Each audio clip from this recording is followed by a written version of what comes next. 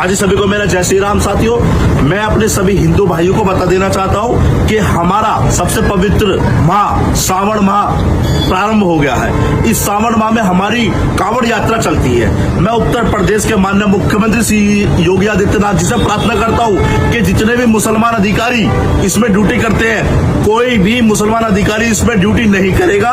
मैं बता देना चाहता हूं क्योंकि बड़ी पवित्र पावन हमारी आस्था का ये प्रतीक है। जब हज यात्रा में कोई भी हिंदू आईपीएस को ये मुसलमान स्वीकार नहीं करते, तो हम किसी भी मुसलमान को इसमें स्वीकार नहीं करेंगे। और मैं उत्तर प्रदेशमधील गाझियाबादमधून एक वादग्रस्त व्हिडिओ सध्या सोशल मीडियावर मोठ्या प्रमाणात व्हायरल होत आहे।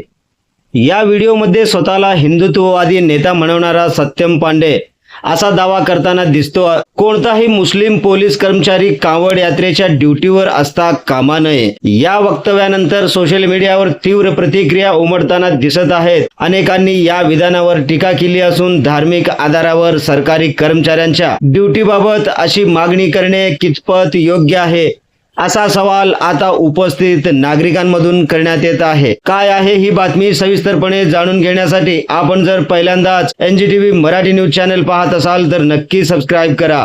नमस्कार, मी बंदगी एनजीटीव्ही मराठी न्यूज चॅनल मध्ये तुम्हा सगळ्यांचं सहर्ष स्वागत करतोय। आपण पाहत आहात महाराष्ट्राचा बुलंद आवाज एनजीटीव्ही मराठी न्यूज।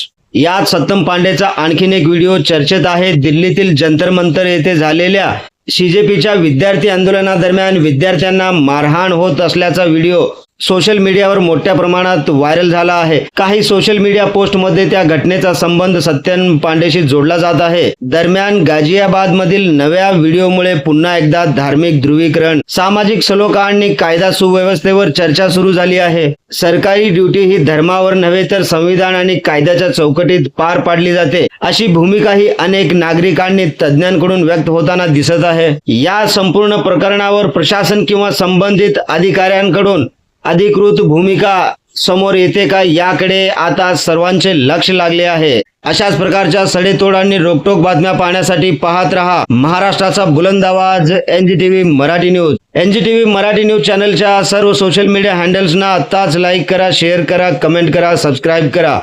सगळ्यात महत्त्वाचं म्हणजे बेल आयकॉन बटन दाबायला विसरू नका, जेणेकरून आपल्या भागातील देश विदेशातील सर्व ताज्या घडामोडी सगळ्यात आधी आपल्यापर्यंत पोहोचवल्या जातील। ब्युरो चीफ निजामशाह शेख सोबत बंदगी, एनजीटीव्ही मराठी न्यूज, सोलापूर।